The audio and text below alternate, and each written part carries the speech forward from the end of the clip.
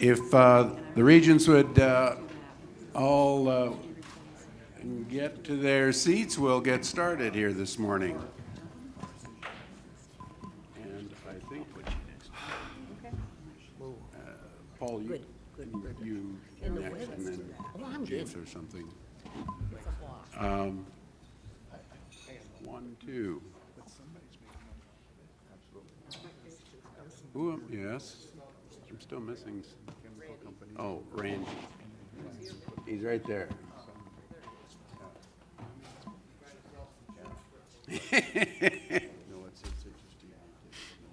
Close that last deal, Regent Schaefer. Yeah, just in case there's any question or something that comes up, it'd be good to have everybody up here. Did he just dodge in there? I think we'll just get started. I think we have everyone except Regent Schaefer, who's just around the corner here, so we'll get started. Good morning. We are coming back from executive session here. We have some board business to finish up quickly, and then we are going to go to our hearing on free speech. And I think, John, are you ready for the board work? I am. Committee work? I'll turn it over to Regent Bastian. Thank you. This is a continuation of the Planning, Governance, and Resource Development part of the agenda and reports and actions of executive session. Regent Morgan. Thank you, Regent Bastian. Upon convening at 6 p.m. on Tuesday, June 26, 2018, the board dissolved into executive session to discuss personnel matters before adjourning at 8 p.m. The board reconvened in executive session at 7:30 a.m. to discuss personnel matters before rising from executive session at 9 a.m. to resume the regular order of business. The board dissolved in executive session at 1:30 p.m. to discuss personnel matters, pending and prospective litigation, contractual matters, marketing or pricing strategies by a board of business owned by the state when public discussion may be harmful to the competitive position of the business, and to consult with legal counsel before rising from executive session at 5:15 p.m. to resume the regular order of business, and reports deliberations while in executive session during the appropriate board agenda item on Thursday, June 28, 2018. While in executive session, the board discussed the items just described, which are also shown on the published agenda, and gave directions to the board staff and general counsel concerning these matters. I move, number one, that the board approve directions given to the board staff and the general counsel with respect to matters discussed in executive session, that it approve administrative, secondly, that it approve administrative actions requested by the institutions and the board staff and publish the approved request in the official minutes, and third, that it adopt the report of the executive session.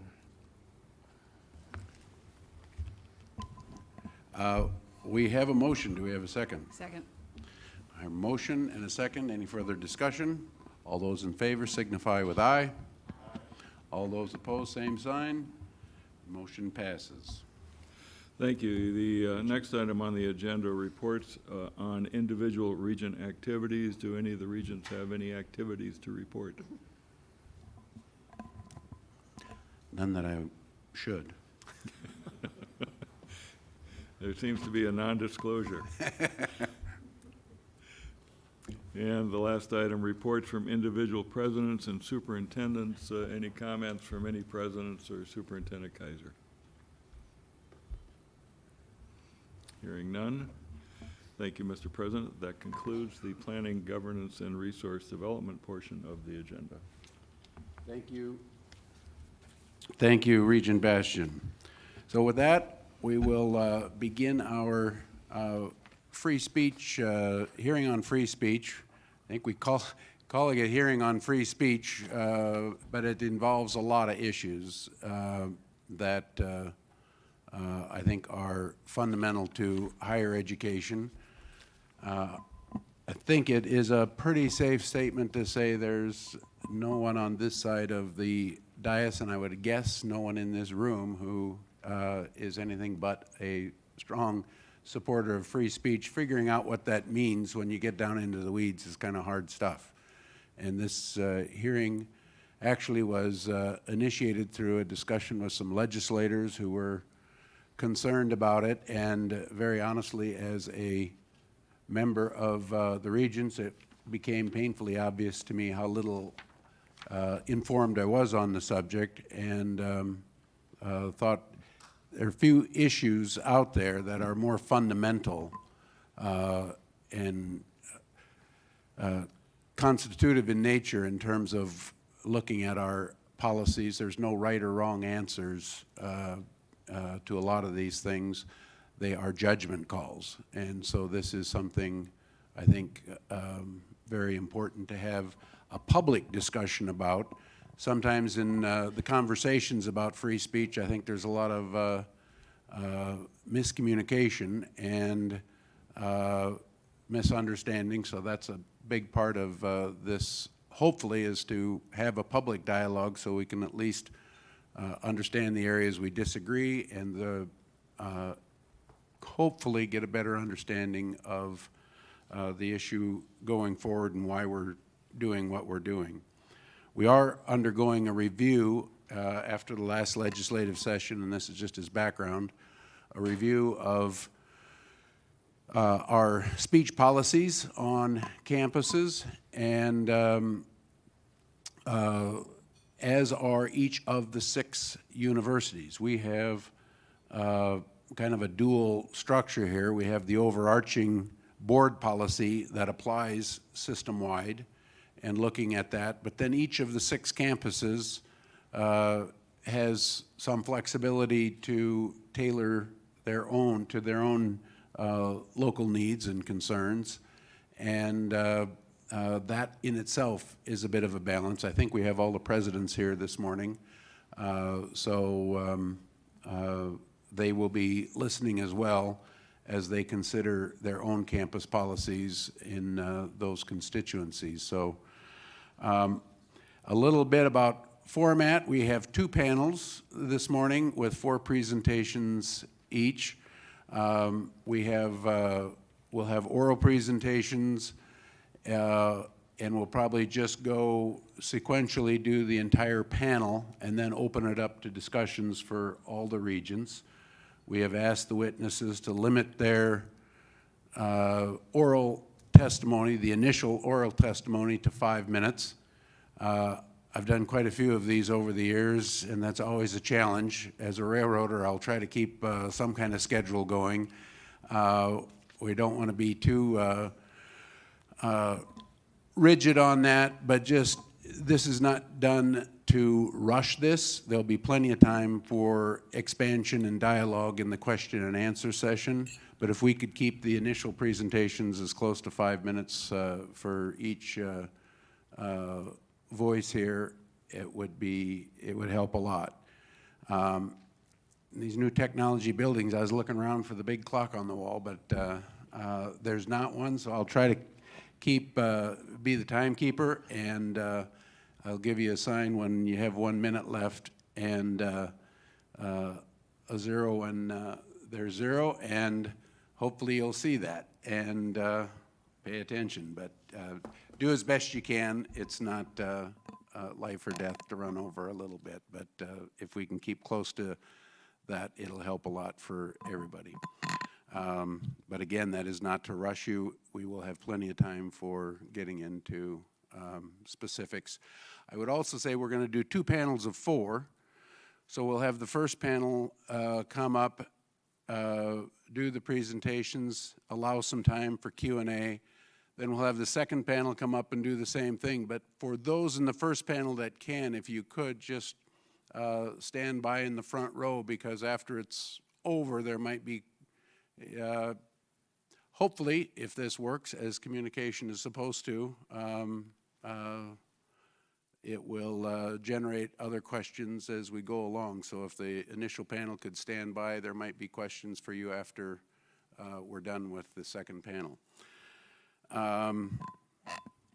If I have not confused that terribly, we'll get started. If there are any questions of board members or opening comments any of the board members want to make? Now would be a good time to do so. Otherwise, I'll call up the first panel. Hearing none, we'll call up the first panel. We have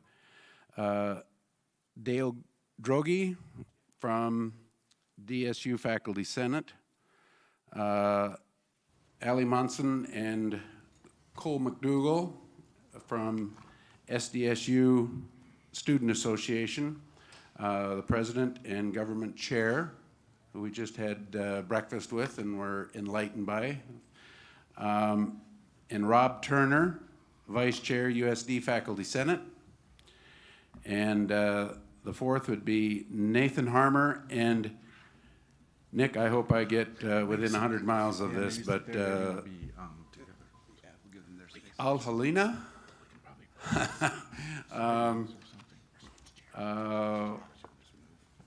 from DSU, student Senate vice president and student association member.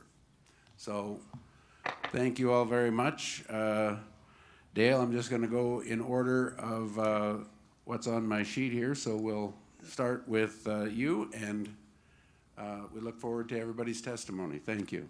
Okay, good morning. Thank you as well. First of all, my name is Dale Droege. I'm a professor of biology at Dakota State University, and I'm the incoming faculty chair for next year. And I hope you'll bear with me a little bit. I'm going to read my remarks to try to stay on task and time constraints, as President Schieffer suggested. I thought that perhaps my students would probably dream of a day like this, when I would be actually to the point. All right, well, so first of all, thank you again for inviting faculty representatives and other stakeholders to participate in this discussion. Freedom of speech is a very important issue for all faculty, and I welcome the opportunity to share my perspective with you. In preparing these remarks, I'm drawing heavily on the Chicago Statement on Freedom and Expression, which is a document written by the faculty of the University of Chicago in 2015 in response to the university's request for a statement, quote, articulating the university's overarching commitment to free, robust, and uninhibited debate and deliberation among all members of the university committee, end quote. This statement the committee produced, I believe, is an elegant and powerful affirmation of what freedom of expression is and should be on college campuses across the country. Over 35 other institutions have adopted free expression policies modeled closely on the Chicago Statement. The central concept succinctly stated in this statement is that the freedom of expression is essential to the functioning of a university. The basic principle of open debate and consideration of different ideas, indeed the freedom to think, is one of the most fundamental pillars of university education. The principle of free speech comes as close to a sacred value as can be found in education. Without unrestricted inquiry, universities will fail to reach what is perhaps the most valued goal of preparing young people to be critical thinkers and lifelong learners capable of adapting to conflict and change. I believe there is a widespread agreement among members of the university community that public higher education in South Dakota should protect the principle of free speech and vigorously defend it against attempts to suppress or restrict it. That last statement is the question that'll be on the test at the end. The things are so that we should protect the principle of free speech and vigorously defend it against attempts to suppress and restrict it. However, as I think President Schieffer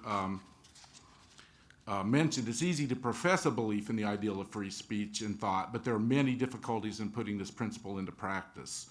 There's a great deal of constitutional case law that establishes some limits on speech.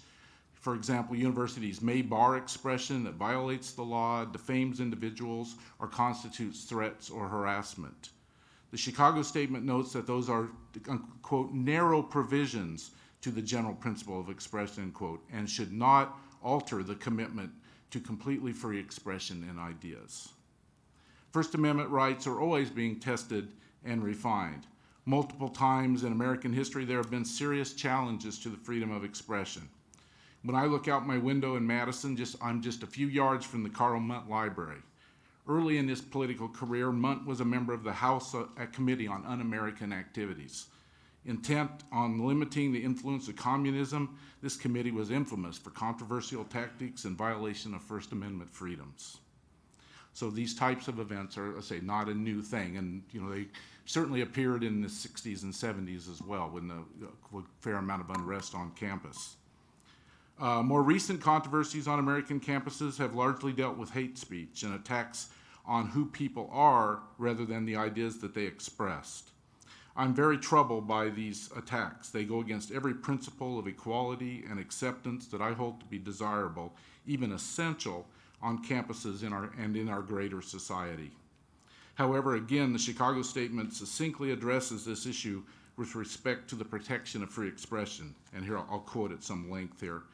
In a word, the university's fundamental commitment is the principle that debate or deliberation may not be suppressed because the ideas put forth are thought by some or even most members of the university committee to be offensive, unwise, immoral, or wrong-headed. It is for the individual members of the campus community, not for the university as an institution, to make those judgments for themselves and to act on those judgments not by seeking to suppress speech, but by openly and vigorously contesting the ideas that they oppose. That's end of the quotation. This is sometimes a difficult maximum to live by. It means that we may hear some repugnant ideas from others that are deeply disturbing. But unless these statements are threatening, the right to express them is constitutionally protected. It is essential that members of the university community openly and vigorously criticize objectionable views that are antithetical to the values of the institution. We greatly desire and try to create a diverse and tolerant community, and we must be willing to fight to establish that end. Gettysburg College recently adopted a freedom of expression policy that explicitly states that the best response to ideas one finds offensive is more speech, not censorship. Younger generations of Americans are more divided in their control of hate speech. A Pew Research Center study found that 40% of millennials agreed with government censoring speech that was offensive to minority groups. Only about a quarter of older generations agreed with that form of censorship. This finding is in line with sentiments of many students that campuses should represent safe spaces where education can occur without the rancor and politicization that can result from the expression of offensive ideas. In the process of adopting a free speech statement for South Dakota public universities, students clearly will play an important role in that discussion. I think it's an idea, where the discrepancy between the two groups is an issue that we must address. I'm pleased that the freedom of expression issue on campuses is being addressed. Today is a good start, but I think there's a great deal more of work to be done. Much more input from various stakeholders is needed. Discussions should occur at the campus and system levels, and groups formed to gather input and study this issue in depth. I believe that the Chicago Statement is a good model to use as a starting point, but will need to be modified to meet the specific needs of our system. Campuses should develop programming that examines the history and meaning of the First Amendment, along with frank discussions of the values and trade-offs that are involved in the practice of free expression. And finally, I hope that this process will not be pushed along too quickly. Freedom of expression is a vital element of our culture of higher education, and careful, thoughtful deliberations are required. Thank you.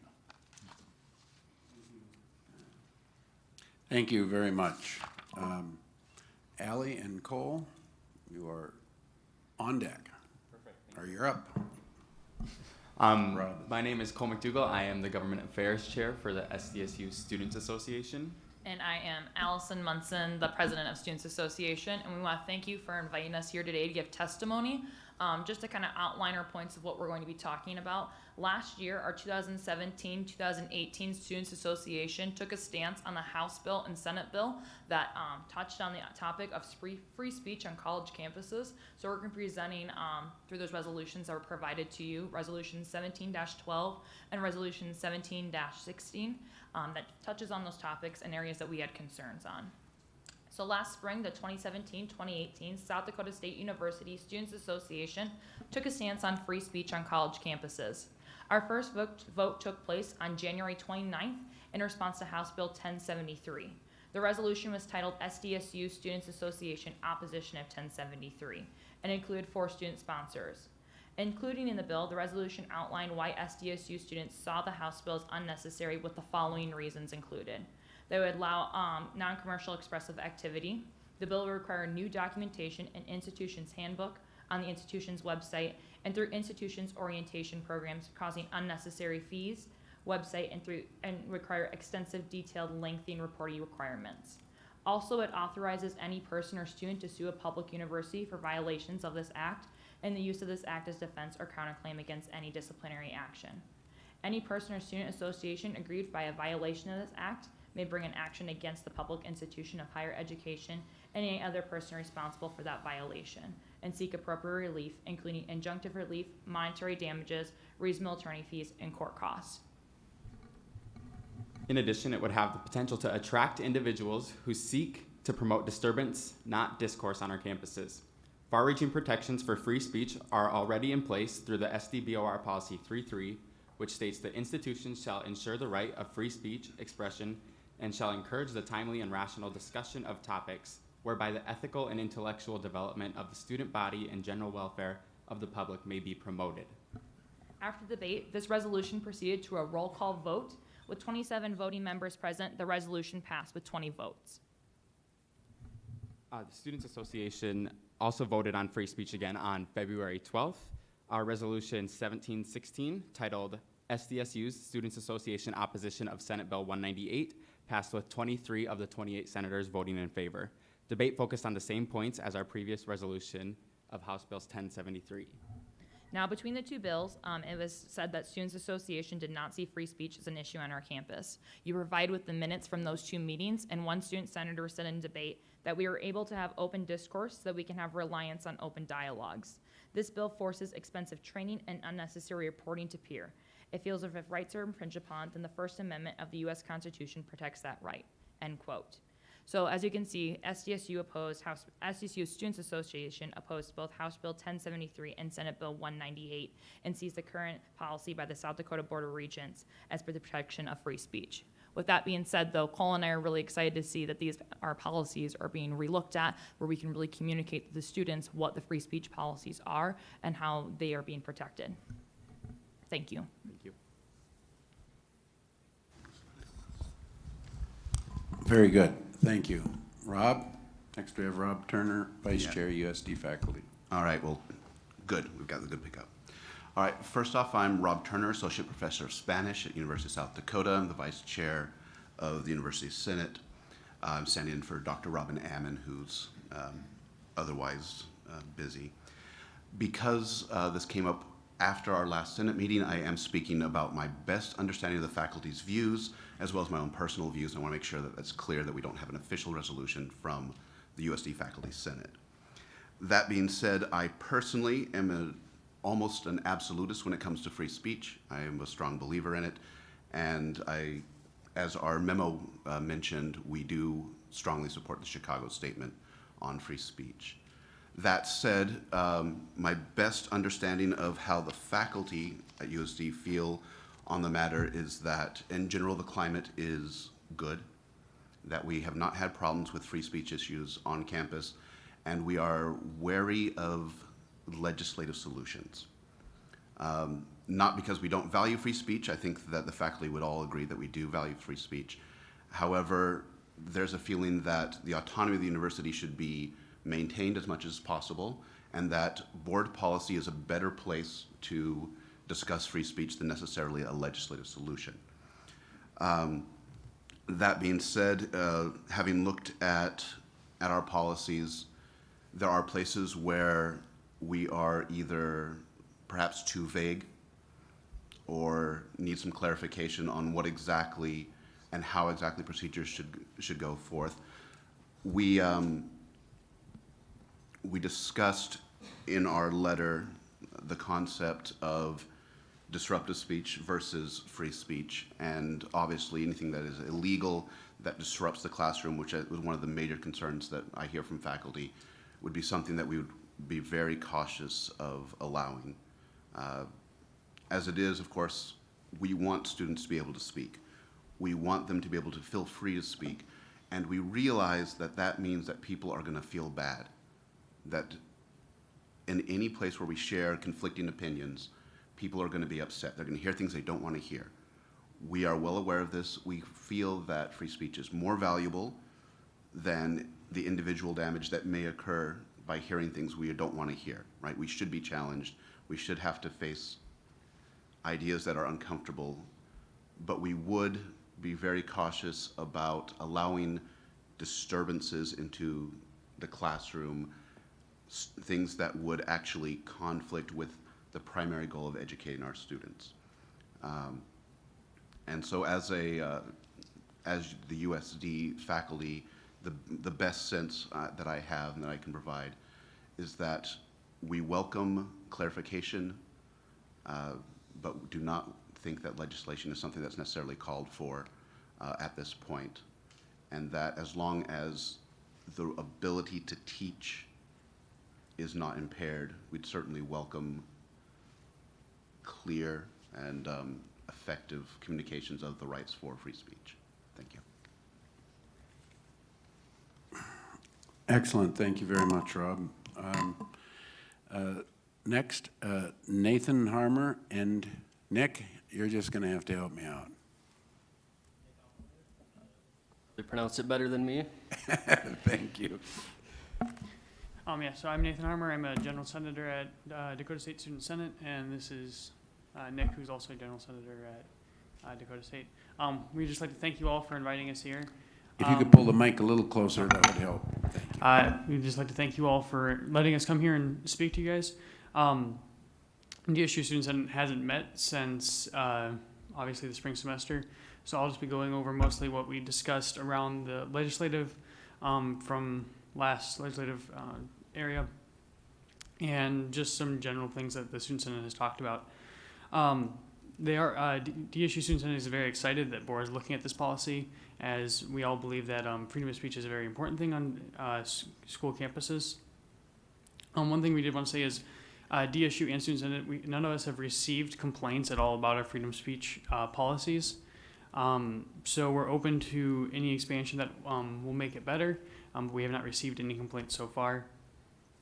Other than that,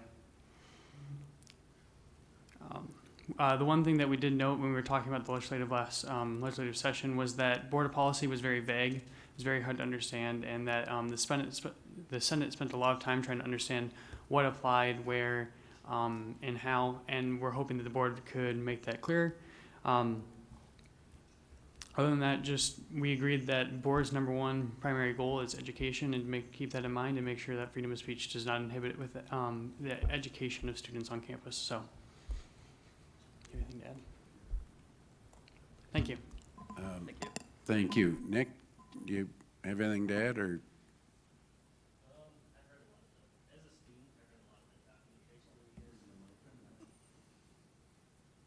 As a student, I read a lot of the documentation that you guys have that has been brought forth, and I do believe that a lot of these organizations that have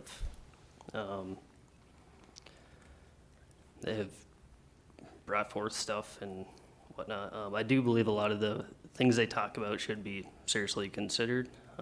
They bring a lot of points about religion and things like that, and I believe as a student, I believe those policies should be reviewed on most SDBO or Board of Regents campuses, and that's really all I have to add. Thank you. Very good.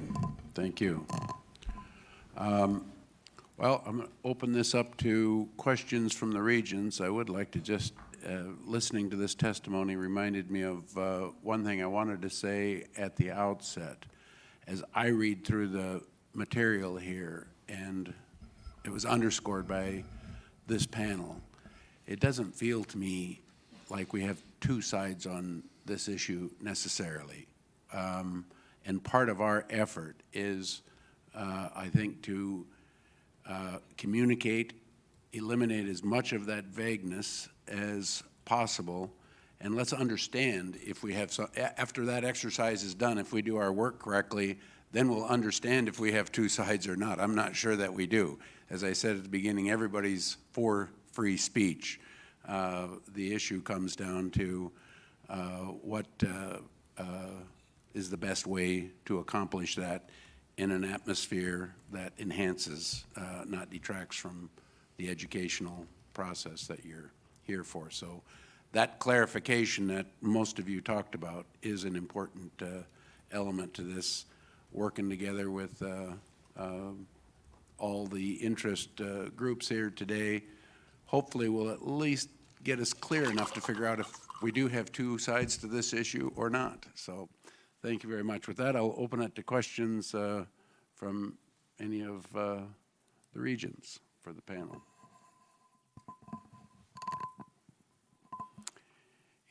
Hearing none, I think I'll maybe start out with a couple.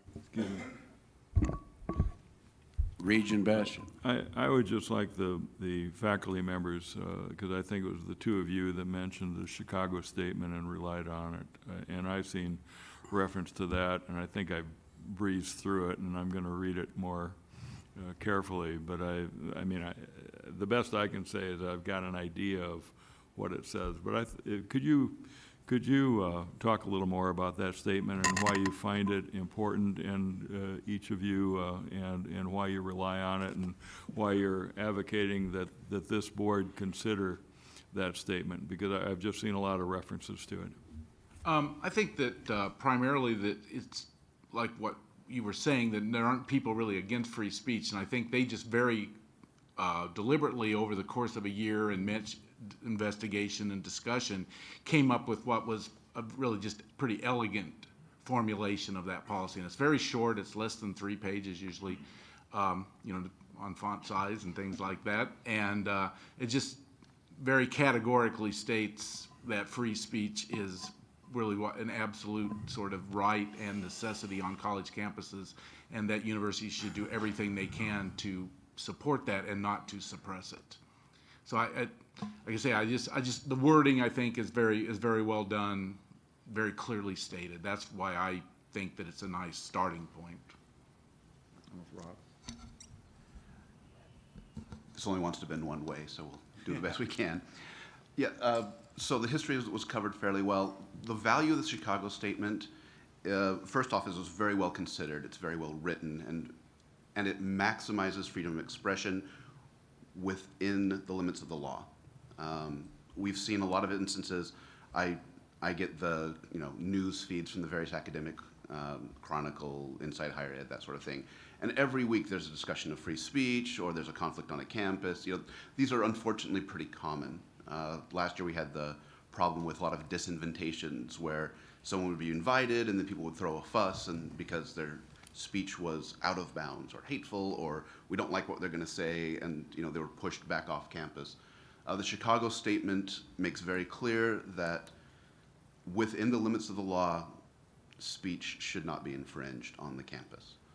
And we find that valuable in the sense that it draws a very clear line versus feelings and actions. Actions that cause damage are in fact illegal, right? Vandalism, that sort of thing. Words, no matter how hateful they may be, are not actions in the same way. And Chicago draws that line very clearly. If someone brings on someone to campus that I don't want to hear, I can choose not to hear it. If there's someone on campus shouting things that I don't want to hear, I can keep on walking. And that may be uncomfortable, it may be disagreeable, and I may fiercely disagree with what's being said. But the alternative is allowing someone to pick and choose which speech is allowed. And we've seen too often that it drives us in bad places. And so it's better to risk the damage that comes from free speech than to risk clamping down on free speech and what can happen from there. We've seen this, you mentioned the 60s. We could go back to World War I where Wilson clamped down on that as well. I mean, this is not a new problem. And so maximizing free speech, which is what the Chicago Statement does, is, in my view, very valuable. Good, thank you. And if any of the student panelists have any comments on the Chicago Statement, if you're familiar with it, or the principles expressed, I'd give you an opportunity to make a comment. Thank you. Any other questions from the regions? Regent Morgan. Yeah, just a comment.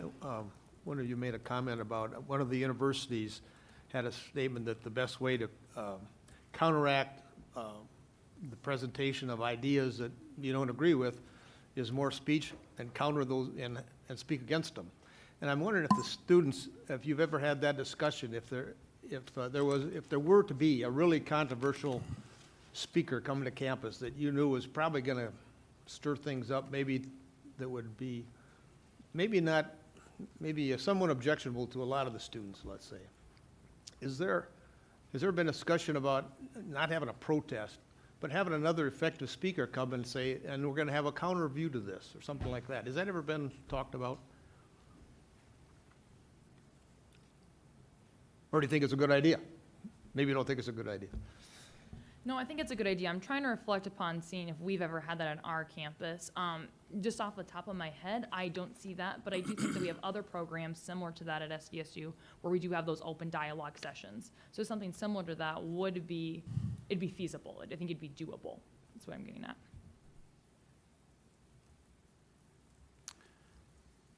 Very good. Other questions, comments from the regions? Seeing none, I'd like to dig in a little further to the Chicago statement issue. It is an elegant piece of writing, but when I get done with it, I have a lot of question marks and on the margins. And there's other statement. I think you mentioned there's many statements out there. I think the Chicago statement is referred to often as sort of the golden standard, both because of its elegance and the crispness of it. The others have plowed through some a little thicker that try to address some of those issues and really haven't come across one that answers all the questions. It's kind of impossible to at the end of the day. I don't know if you or I think some of our other speakers are. The PEN America statement has gotten, I think, some, if I'm saying that right, I'm not even sure if I'm remembering it correctly. There's a Yale piece that treats it in more detail.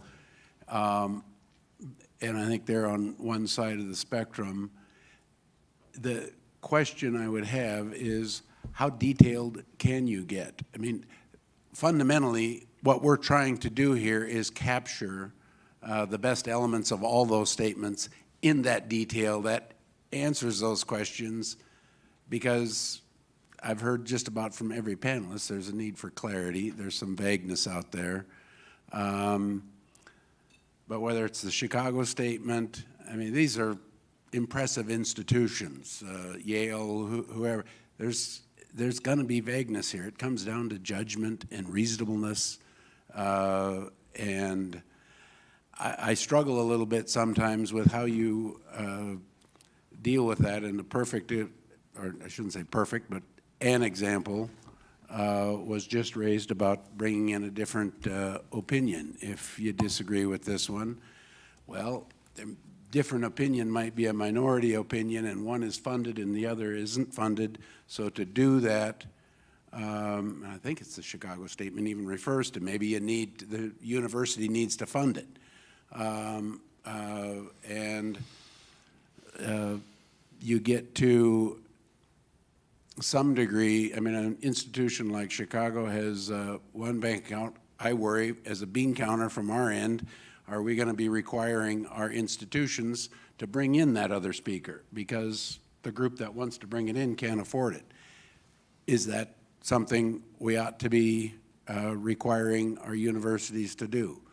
It's a question mark.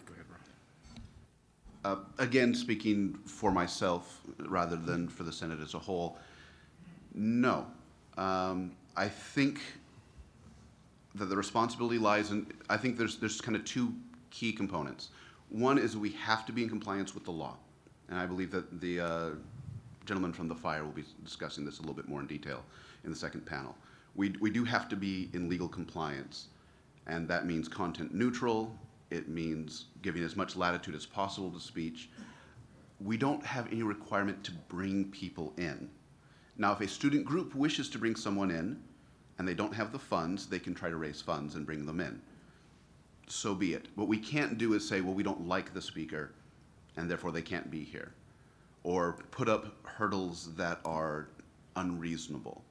Now, we can say you have to have a site, that's fine, but we can't say you need to have, $500,000 worth of security and pay for that out of your own pocket. You just addressed my next question. When you get to, if you have a controversial speaker, you don't want to do a disinvitation. You also don't want to have an unsafe event. So maybe you do have to, and maybe in Chicago 500,000, but maybe 20 or 30,000 in South. I mean, the money adds up. Is that, what do you do in a situation like that if you have a speaker you do not want to disinvite, but there are legitimate safety concerns? And even trying to figure out what a legitimate safety concern, anything controversial, you can make that, those are the tricky lines that we don't know how to draw. And I'm concerned, and maybe this is a question for the next panel as well, but just, you can kind of create unfunded mandates or expectations that, that's the line drawing I'm struggling with and looking for some enlightenment on. Right, and I agree wholeheartedly. We live in the financial realities that we live with. The funding is only what the funding is, and there's no more. And so that is something we have to consider. However, the second part that I was going to mention is the fear of the heckler's veto. We saw this Is in the fear? the heckler's veto. Oh, yes. We saw this in Berkeley as a good example, where mostly non-students, but still the Antifa crowd came in and pushed speakers out. The threat was enough that speakers canceled, that sort of thing. And that's where Berkeley had to spend, I think it was $800,000 to protect speakers coming in.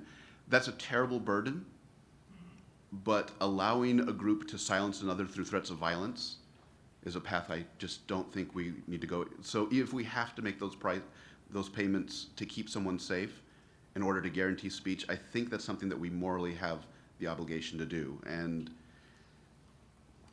I don't know where the money comes from. That's a hard question to answer, and that's above my head. But I would say that the threat of cancellation due to violence leads us down a path that we simply don't want to walk down. At some point, that moral is a wonderful way to say it. There is a moral obligation and sort of a democratic obligation. Part of this debate is then, who makes that decision on a campus? Is that the president? Is it the Board of Regents? Is it the legislature from, at the end of the day, this boils down to people making judgment calls and looking for reasonableness. And I think part of our issue here is, who is that? Should we mandate, at what level should we mandate some of these things? And it's a real struggle. And as a regent, I pass the buck to the university president.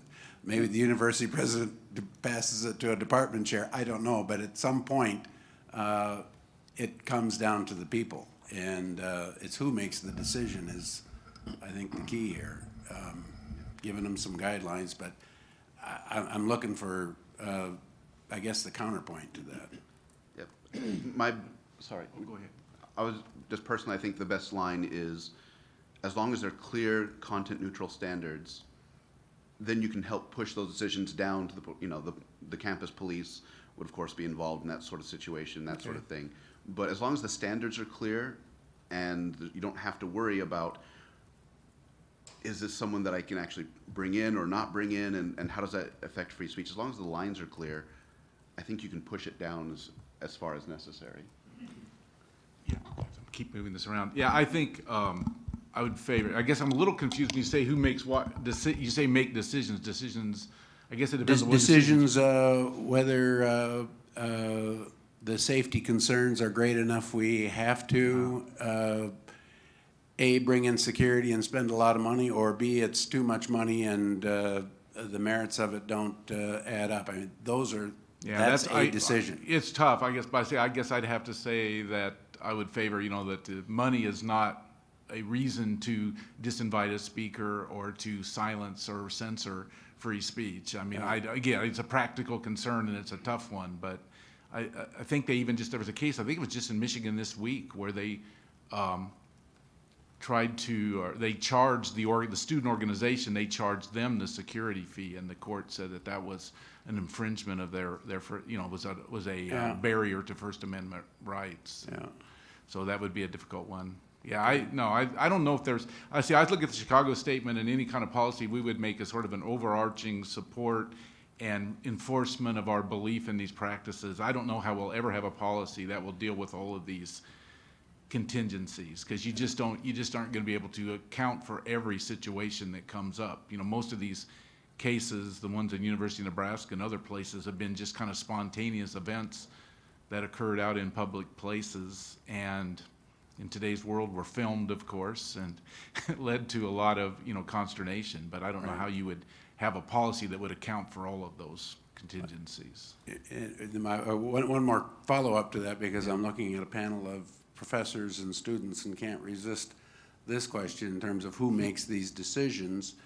Some famous, I shouldn't say famous, but noteworthy or much publicized incidents in some of the reading here about whether a student is disrupting your class or whether they're exercising their right to free speech. And there's a line there that requires a decision.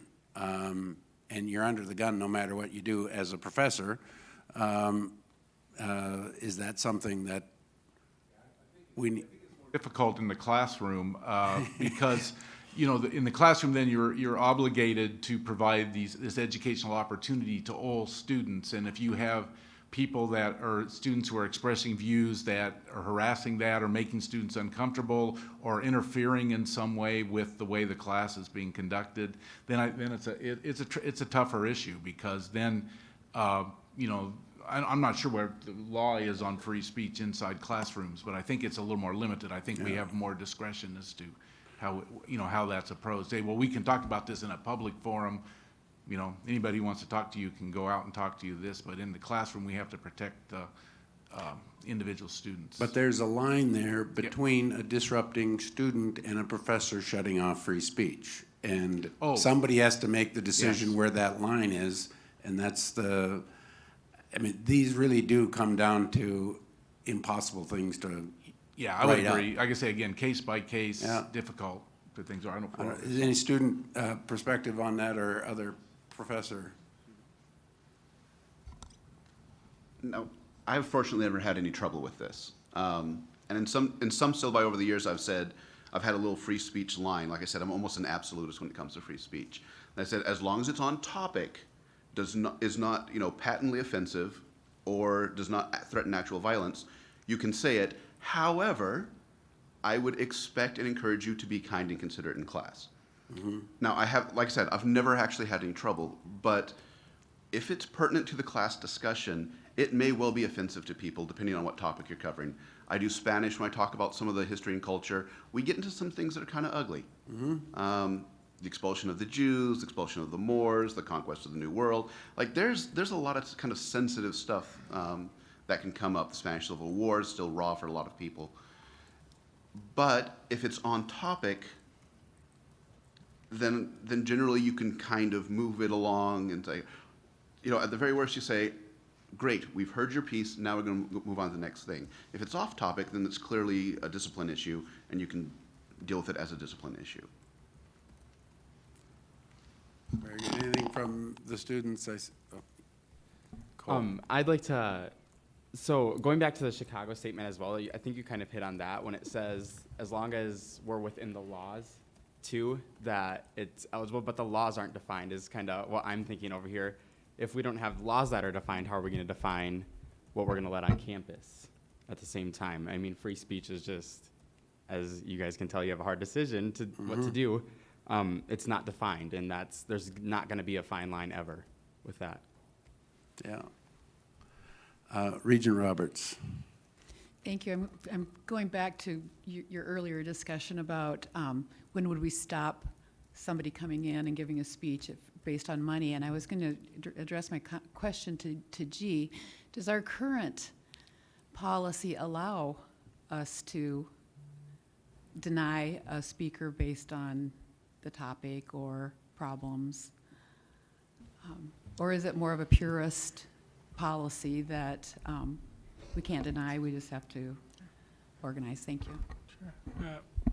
So our policies don't get into that level of detail, unfortunately. So as has been referenced by some of the prior speakers, our policies have, statements of support, and as part of our values of our mission, that free speech is a fundamental value that we have. But as Regent Schieffer's questions really get to the heart of it, the operationalization of these principles that I think we can all agree on is really the challenge that we face. And so I don't know that our policies specifically answer your question on point. I would say that I would interpret our policies to never allow the disinvitation for the substance of the speech. But as to the harder question of if a speaker presents a legitimate safety concern that's going to cost $1 million to ensure the safety, is $1 million the right number that says that's too high of a risk and we can't take that risk? Is that number higher? Is the number lower? I don't know that we have that clarity today, and so there is not a crystal clear answer on that operational question. But there is no doubt in my mind that, we do not evaluate the substance of the speech in making these decisions. That is immaterial to the analysis. And it is, I would just add, it is impossible to put clarity to that unless you're going to put a price. I mean, okay, if it's more than 50,000, it's Well, just you can't do it. In It's- follow-up, if our statement says that we ensure free speech, I don't think there is an operational issue. There isn't at this point, is there? I mean, if our statement says we can't deny free speech, I don't know why we're talking about that money side of it. Yeah, well, we also have a responsibility to keep campuses safe. That's why it's not just about free speech. It's about free speech, it's about safety, it's about privacy, it's about a lot of things, and that's what we struggle with. I get it. And I get that point, but the discussion is on how do we keep people safe, not on denying it, Right. in my mind. Well, get out the checkbook. Well, very good. This has been a very helpful discussion. Do stick around because I think of a lot of, yes, please. I just have one question. So back in 2006, the last time we had this conversation more broadly as a state, the board implemented the intellectual diversity policy, which then brought about the freedom of learning statement that's on all of our syllabi. Really what that intent was is if a student felt that because of the perspectives they were sharing with the faculty that maybe varied from a faculty member on a topic, they had a recourse if they were feeling that they were being then biased by that faculty member in their evaluation. They have someone to go and explain that to on the campus, and they'll follow up. So we had gone through a process of generating reports on how often that occurred on our campuses, and I think the most recent one showed that there were no instances where students had felt that because they disagreed with a faculty that they were being biased. But then I think during this last legislative session, some of the anecdotal statements were being made that maybe is counter to what is actually happening, that students do feel as if they cannot share their actual beliefs and perspectives in the classroom. So maybe for the students, are you hearing those things from your fellow students and from the faculty? Does the freedom of learning statement provide enough clarity for students that if something does happen, they know where to go to?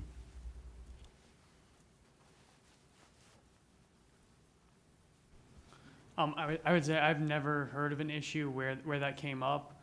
I feel like most students respect the professionalism of being in a classroom, and that's where it kind of stays right there. But I have never seen any instance of that policy actually being used. Yeah, through our student government, we've also never had any reported incidents to us where students felt like they were being, silenced in the classroom in that sense. Also, it was included in our minutes from the January 29th meeting. Actually, that topic got brought up by a couple of our student senators, asking if this would infringe upon that when we're talking about free speech. So it was a topic that we were aware of, talked about it, and a lot of student senators also reported that they have not heard students feeling silenced there. I think that's a Could I- fair point. Oh, can I just say please. something real Yes, quickly? yes, Say, yes. I think it's kind of interesting, side issue in all this is that with some of all of this discussion, that sometimes people think that their free speech is being violated when someone disagrees with them, and so a student, so someone will say something and the faculty member can say, well, look, I don't think that's true because, this line of evidence, and we shouldn't use that as a grading thing, I don't think. I don't think so. I don't think grades should suffer, but I think sometimes they interpret that other people react to them and disagree with them, that somehow this is infringing on their ability to express those ideas. Right. And I think that's something we probably should work on, educating each other on how to discuss things civilly and Yeah. working things together. Yeah. I mean, this goes right back to the concept of harm versus speech that I mentioned earlier. I can have whatever opinion I have personally, politically, and my students can have whatever opinions they have, whether they agree or disagree. In fact, I tell the students on the first day as I go through the syllabus, it's like, this means whether I love I love the band you love, or I hate the band you love, or whatever, whether you're a Vikings fan or whatever, it's not going to affect your grade. As soon as I move to letting my opinion affect their grade, then I'm causing actual harm. And then that's the line that can't be crossed. And I tell my students that from it's like, my opinion of you will not change the grade. Whether I love you or I hate you, you're still going to get the grade you earned. But I've never seen any problems with that. Well, I think that's worth underscoring. I don't think we're sitting here today reacting to a huge problem on our campuses. But I think as some of our other speakers, at least as I understand the issue as it's framed, if you wait until you have a problem to react, you're missing the point of free speech. And President Dunn has eloquently pointed out over the last couple of days when we've talked about this, you can look around the country, change that it could happen on any campus tomorrow here. If and our job is to provide as much clarity as we can to help prevent that, but it comes down to the people at the end of the day. You can't control everything and shouldn't try, but anyway. Any other questions or comments before we move to the next panel? And please stick around because we'd like to continue this dialogue. So with that, we'll bring up, thank you all very much. We'll bring up our next panel. Blake Meadows from the Alliance for Defending Freedom, Tyler Coward, Foundation for Individual Rights in Education, Alan Aldrich, current Cohee statewide president from USD, and Representative Michael Clark. Thank you all very much for being here.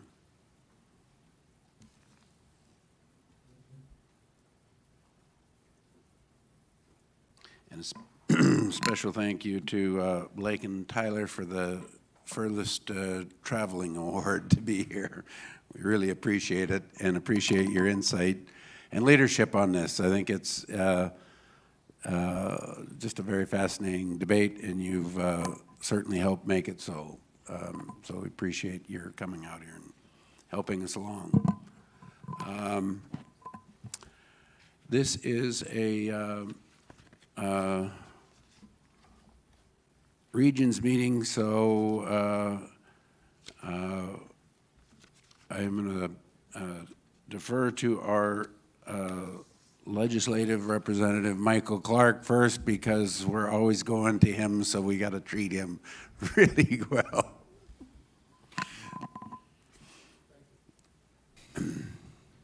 All right. Again, thank you very much for inviting me to this panel. About a year ago, I got some information that some of the college campuses may be, I don't want to say hindering free speech, may be modifying it too much. And I started to do some research. I started looking around the country, and I'm starting to see where other college campuses were actually shutting down free speech, or what they call hate speech. Now, in South Dakota, I didn't notice any of that. But I also seen, looking at the policies, I also seen where this is not a problem now. But we should take a look at it now and try and solve it now before it becomes a problem.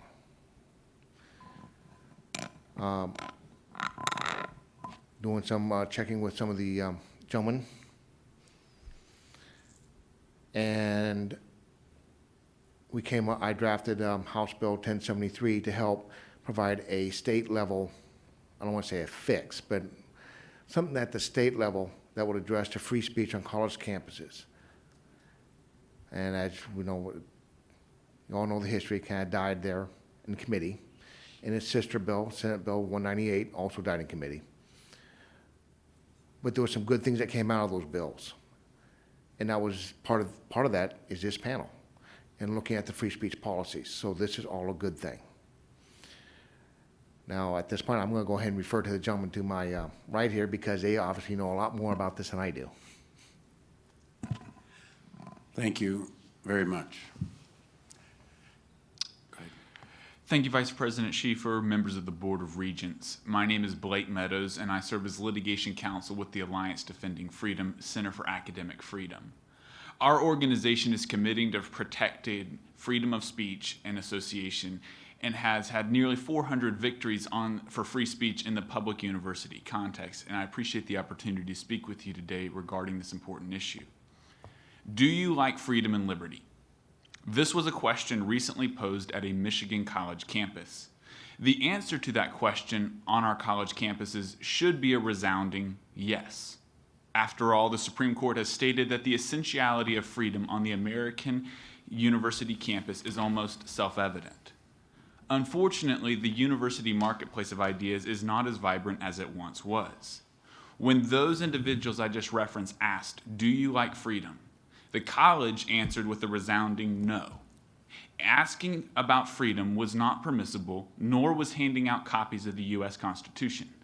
Indeed, those engaged in those two acts at Kellogg Community College were arrested and spent time in jail, and one of the individuals who was arrested was a mother with young children.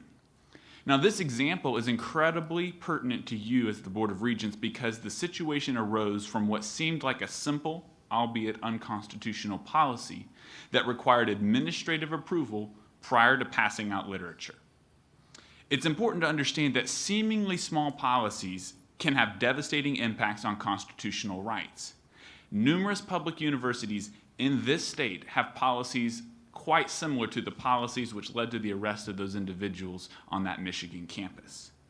Everyone here agrees that free speech is important, and what I hope to do today is provide you some insight on common pitfalls that many universities run into to help you avoid winding up in a situation where you're having a lawsuit filed because of a violation of constitutional rights. And there are 5 common pitfalls.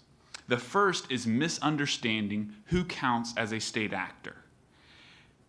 Any and all employees, administrators, professors, or agents who have authority over students from the school can violate constitutional rights.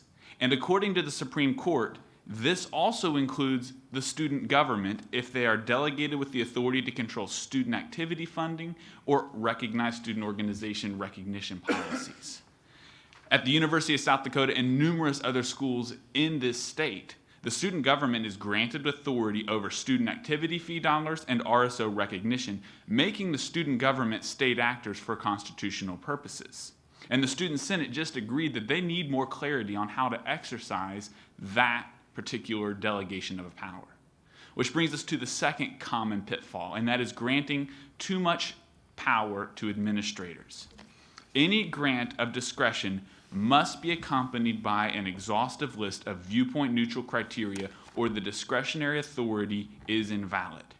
Even when officials strive to exercise the policies in an even-handed manner, The discretion is, when not guided by, as the Supreme Court put it, objective, workable standards, violates the Constitution. And nearly every South Dakota university that I reviewed had some policies that granted too much discretion. For instance, Black Hills State has a policy to charge RSOs extra, even including security fees, quote, if it chooses. Such discretion violates the First Amendment. The third common pitfall are vague and unconstitutional policies. Policies must first be clear, and second, must not restrict freedom of expression, or they're unconstitutional. Northern State University has a posting policy with many defects, not the least of which is that all postings must be, quote, expressed clearly. I put the question to you, the board. Who gets to decide what is clear? Black Hills State requires 48 hours advance notice and a permit to solicit an ideology, which students can only do twice a semester. This solicitations policy would apply to the individuals handing out the Constitution, just like the case in Michigan. Such activities are constitutionally protected, do not require prior approval from the university, and cannot be restricted to 2 days per semester. The fourth common pitfall are speech zones. Speech zones are unconstitutional attempts to limit speech to a particular, often small area of campus. Despite their unconstitutionality, several South Dakota universities have speech zones. Two examples are the South Dakota School of Mines and Technology, which has a free speech area and even then requires students to complete a request form to use the area. Black Hills State has a more subtle policy which incorporates a speech zone through its solicitation permits policy by confining the speech, quote, to the area that has been approved. The fifth and final pitfall that I want to discuss is limiting equal access to free association. When universities try to eliminate discrimination, they must be careful not to allow their well-intentioned policies to infringe on expressive associations. Now, the Board of Regents' recognition, funding, and student organization policy is to be commended on this front for its respectful accommodation of First Amendment associational rights and expressive associations. Unfortunately, the same policy discriminates against religious and political student organizations by denying their eligibility to receive student activity fee funding. The Supreme Court has addressed this issue and holds that religious organizations cannot be excluded from student activity funding. Religious and political speech are not second-class speech and are entitled to the same protections as all other viewpoints. Thank you for your time, and I look forward to addressing any questions you may have. Thank you very much. Alan, I'm just going down the line here. Thank you, President Schiefer. And I appreciate the board's invitation to speak here, but I am speaking as an individual and in my capacity as the statewide COE president. My views do not reflect either my university or the Board of Regents. Representative Clark, I wish to give you a thank you for the legislation that you sponsored and that I frankly spoke out against, because I think you're absolutely right. It took that legislation and your counterparts in the Senate to help us get to this point. And this is a very important place to be, and I thank you, sir. Now, let's be clear what we're talking about, because we've heard statements that have said everyone's in favor of free speech. But just what the hell is free speech?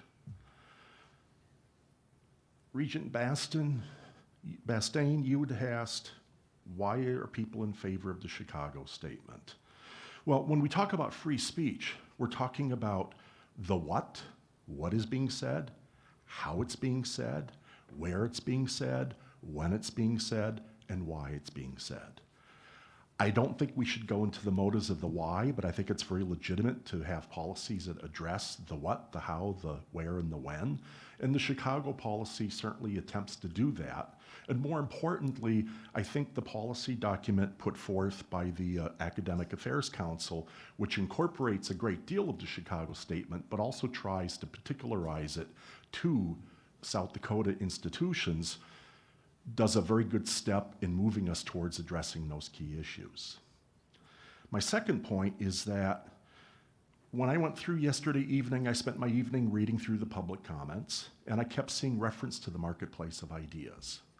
But let's be clear, when we say marketplace of ideas, that's a very antiseptic abstracting of what we're talking about. We're talking about words, words that can heal, words that can hurt, words that can help teach, words that can divide. Words matter.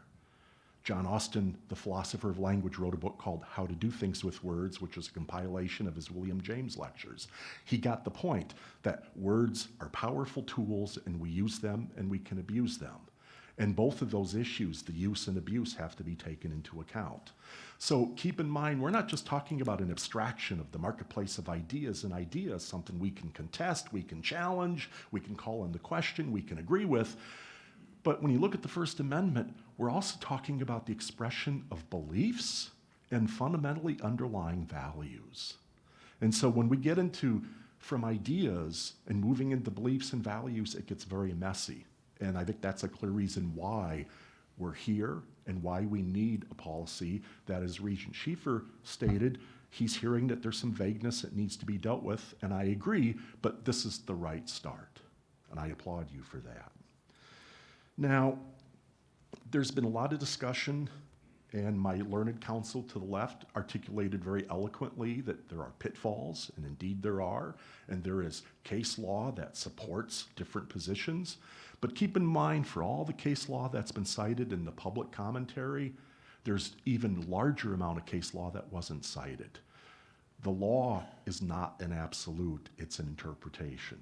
And again, President Schieffer, you started out by saying we're dealing with interpretations here, and that's the business that gets messy.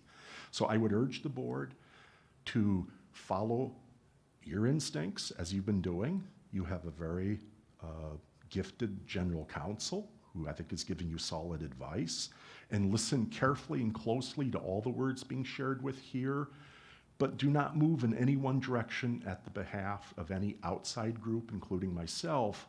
Move with what is most important for our mission, which is to educate students in a civil, honest, open manner, and doing so in accordance with the laws of our nation and the laws of our state. Finally, I've had some faculty come to me in my role as the union president expressing areas of concern. And I'll just give two very brief examples, and I'll keep it limited to that. I'm looking at the academic affairs statement, and I'm looking at the fourth paragraph. And this is talking about how the institution may restrict expression that violates the law, that falsely defames a specific individual, and so forth. And then there's a phrase that, quote, otherwise directly incompatible with the functioning of the institution.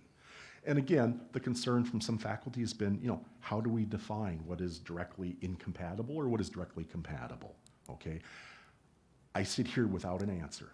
I can only ask the question, but that's just one example of what I think you were alluding to, President Schieffer, when you said, I'm hearing there's vagueness and we need to move further.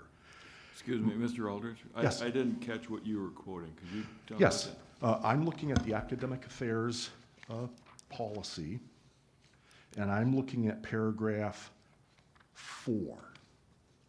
And the paragraph, the very first sentence of that paragraph begins with, the freedom to debate and discuss the merits of competing ideas does not, of course, mean that individuals may say whatever and wherever they wish. Okay? And so the sentence I was quoting comes from that. And at the end, I can show you exactly where it's at, sir. That's fine. Does that have a policy number attached to it? It says Academic Affairs Council, BOR Policy 3.3, Freedom of Speech Revisions. And Regent Bastian, we may have some clarification over here from our learned counsel. So thank you for bringing this policy up. We currently have a board policy 3.3 on freedom of speech. And we started the process just before we scheduled this listening session on revising that policy. And the first step in that process was to bring it to the Academic Affairs Council, where the provosts from the various institutions around the system conferred with their campuses and then had a dialogue about that policy. And so that was the first draft, which the Academic Affairs Council agreed with. And the next step would be for it to come, once it continues to be vetted, we're going to vet it with the student government. We may share it as well with the Business Affairs Council. and eventually it will come to the board for a first reading. And so that's what you're referring to. Let me apologize. I didn't realize I was introducing new information for the board's consideration. That's fine. Okay. So, and there's a few other statements in there that are also somewhat vague, but I feel assured, and I'll end on this note because I'm over time, that the very last statement in that policy says, or the policy statement says, that the board will adopt and interpret policies consistent with this commitment. And that suggests that there is definitely room to go beyond whatever the formal freedom of speech policy is to try to articulate when and where do we need additional policies that give the guidance needed to make these tough decisions. Thank you, and I yield the floor. Thank you very much. Tyler? Thank you, Vice President Schieffer, Board of Regents. My name is Tyler Coward, and I am Legislative Counsel at the Foundation for Individual Rights and Education, or FIRE. FIRE is a nonpartisan nonprofit organization dedicated to protecting the free speech and due process rights of students and faculty on college campuses across America. Thank you for holding this important hearing, and I'll look forward to answering any questions you have about improving the policies at your institutions to better protect free speech on your campuses. But the first thing I urge this board to do is to adopt a free speech policy statement modeled after the report of the Committee on Freedom of Expression produced by the Committee on Freedom of Expression at the University of Chicago, sometimes known as the Chicago Statement. The Chicago Statement is an eloquent statement of principles endorsing freedom of expression and inquiry, and clarifies that, quote, "It is not the proper role of the university to attempt to shield individuals from ideas and opinions they find unwelcome, disagreeable, or even deeply offensive," end quote. At the University of Chicago, as well as institutions that have adopted their own version of the Chicago Statement, the adoption of the statement has proven to be a significant element in the improvement of the campus climate for free speech. The Board of Regents could also take a major step in securing student speech rights by eliminating the use of so-called free speech zones at campuses throughout the state. These zones, perhaps better referred to as censorship zones, do not promote free speech, but rather quarantine speech into tiny, oftentimes out-of-the-way areas of campuses. For example, the sales and solicitation policy and request form at the University of South Dakota forces students to obtain advance permission before engaging in a wide variety of expressive activity, fully protected by the First Amendment. Requiring such activity be approved in advance is not a reasonable regulation. The Board of Regents also maintains a facility use policy that is so narrow that it potentially leaves individual students at risk of censorship because it only protects student organizations recognized by institutions, which excludes individual students or student groups that are not officially recognized by the institution, leaving open the question of which regulations apply to these students. This policy should be revised to include all students at South Dakota Board of Regents institutions. And the final thing I'd like to do to discuss during my allotted time is to urge the board to adopt harassment policies consistent with the United States Supreme Court precedent.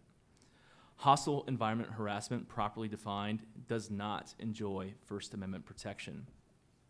However, several South Dakota Board of Regents policies and policies at individual institutions do not sufficiently track the Supreme Court standard for student-on-student hostile environment harassment.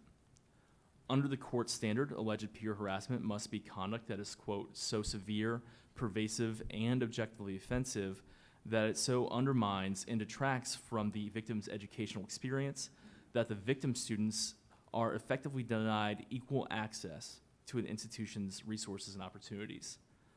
All South Dakota Board of Regents institutions must revise all harassment policies to fully track the Supreme Court's student harassment standard from Davis.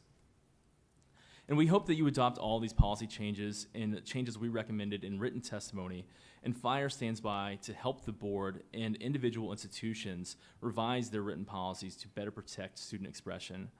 We also hope you'll support codifying these changes in state law this upcoming legislative session, and so future generations of students will have their rights guaranteed as well.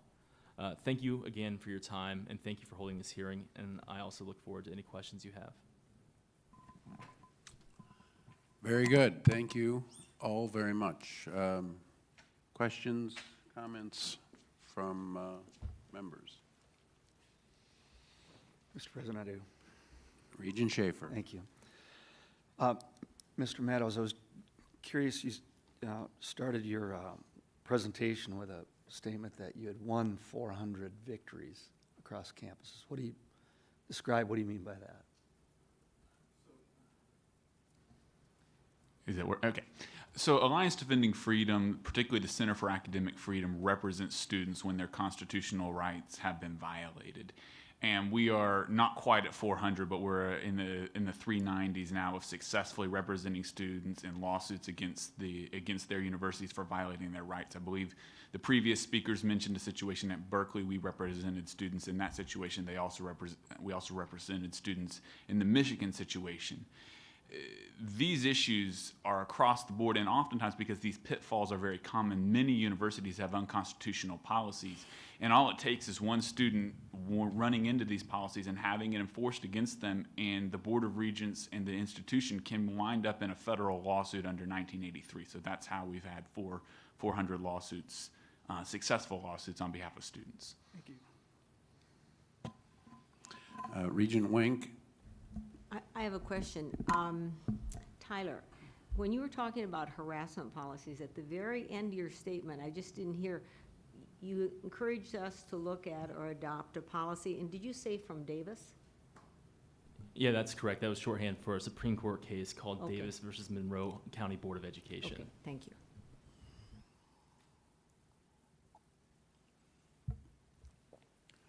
Other questions? I have a question.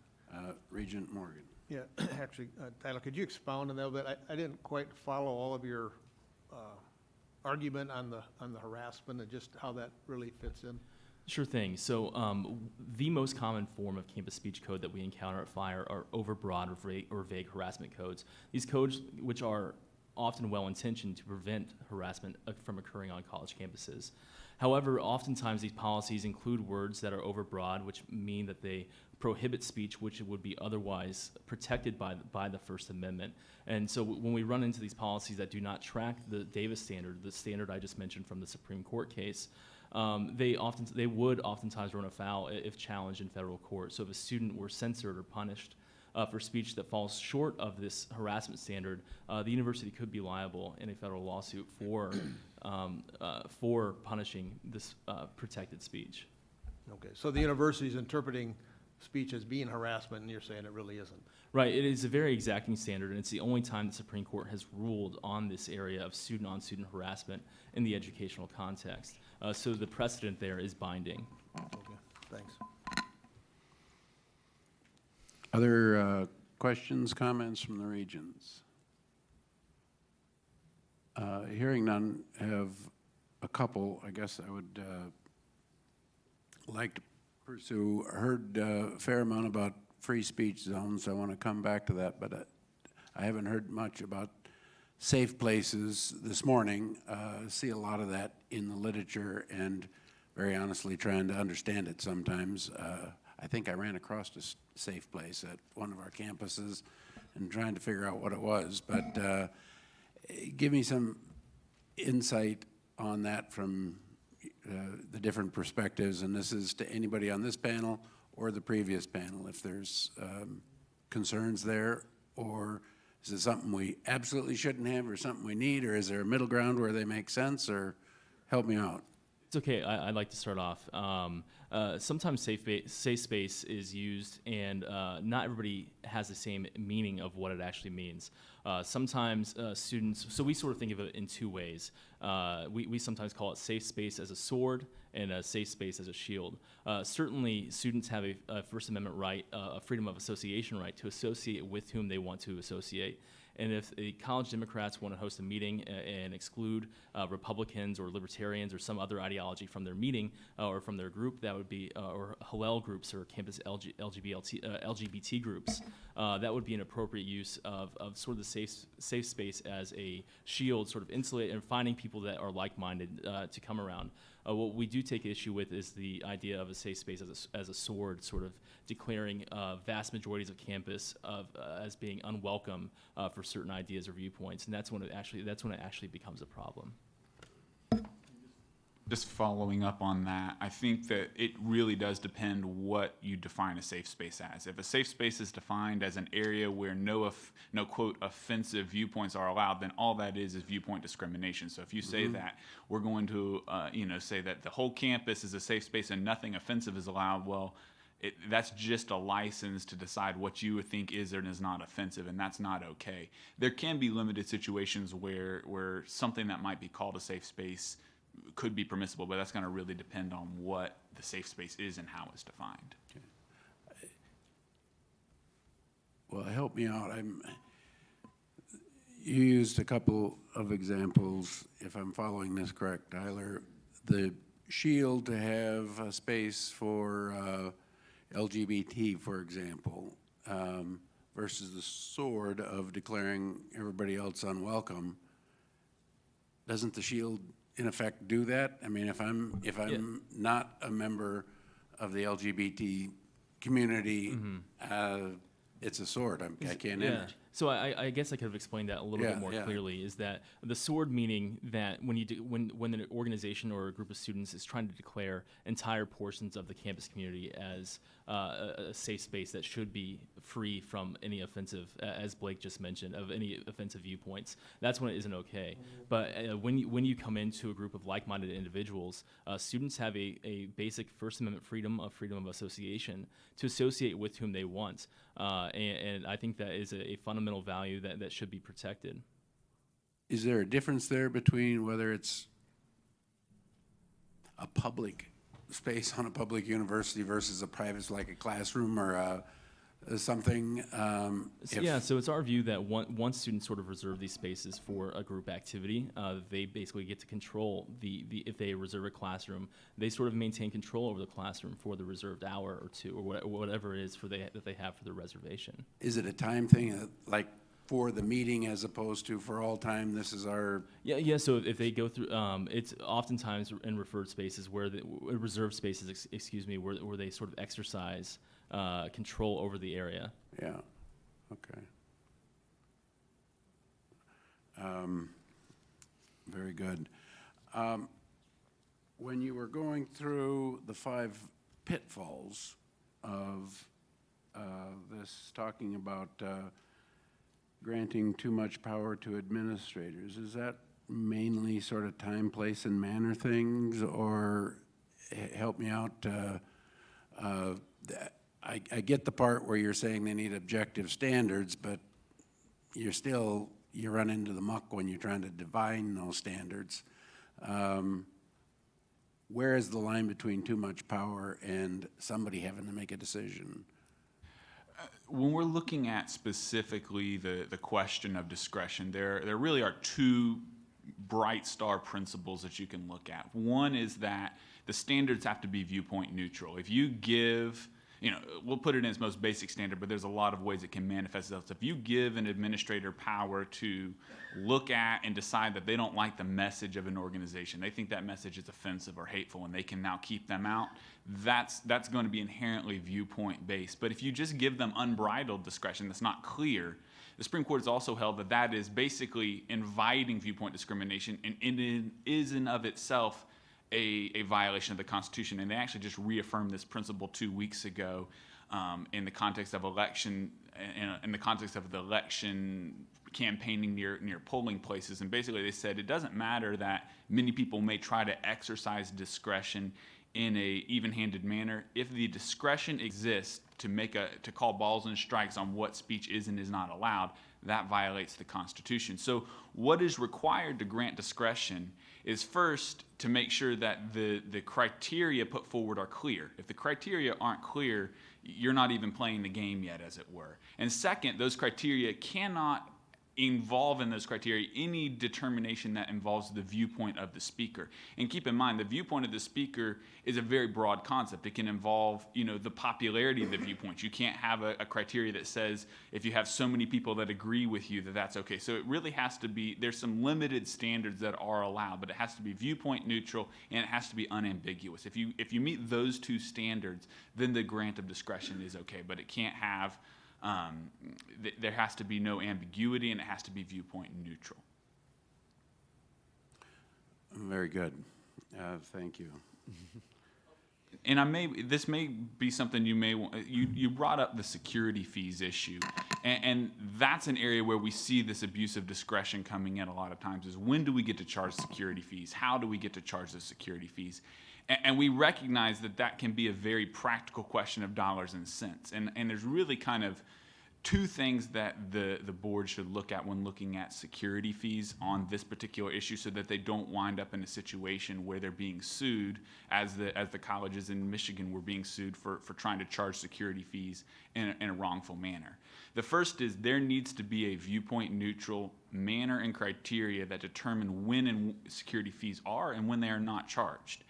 And that can't be based on whether or not they think that the speaker is controversial or protesters are going to show up. That's inherently viewpoint based. It can be tied to something like the size of the venue that you are seeking to reserve. If you're seeking to reserve a big stadium because you're expecting thousands of people to show up, it doesn't matter what group tries to reserve it. You can have a security fee tied to reserving a large space versus a small space, and that's not tied to to who's actually coming to speak there. So you can have a very popular big speaker coming to a small space or a large space, or an unpopular speaker coming to a small or a large space, and as long as you tie the security fees to the size of the space, that's not viewpoint based. And the second area that we would encourage this board to look at is simply enforcing policies, specifically conduct policies on a campus, will oftentimes alleviate the problem altogether. One of the earlier speakers mentioned the situation in Berkeley. One of the big problems in Berkeley was the police didn't arrest protesters who were breaking the law. They sat there, there's a video of the police sitting there crossing their arms, letting protesters assault people, letting protesters throw people to the ground and kick them, and doing nothing. If Berkeley police officers had actually stepped up to the plate and started arresting individuals, that situation would have probably not escalated. And that's one of the things we would encourage the board to keep in mind. The First Amendment does not protect unlawful conduct. It doesn't protect, disorderly conduct. It doesn't protect going after individuals and assaulting them. And if you simply enforce the policies that govern conduct correctly, most of the time it's not an issue. And so those are kind of the twofold ways to look at the issue. Is one, enforcing the policy that exist governing conduct, particularly if we're looking at protesters. And second is making sure that when you do need to charge a security fee, you do it in a way that doesn't look and ask, is this a controversial speaker, but is tied to something like the size of the venue they want to reserve. So in your view, there are no sort of qualitative decisions on safety. It's based on content. If it's,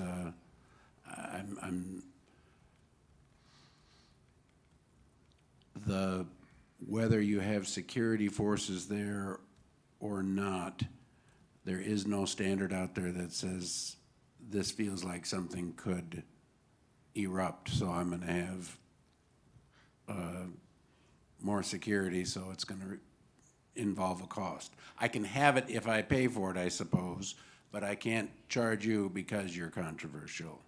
That's very, very well stated. If you really feel like you want to have security there, the only constitutional standard is that you can't charge the speaker for it.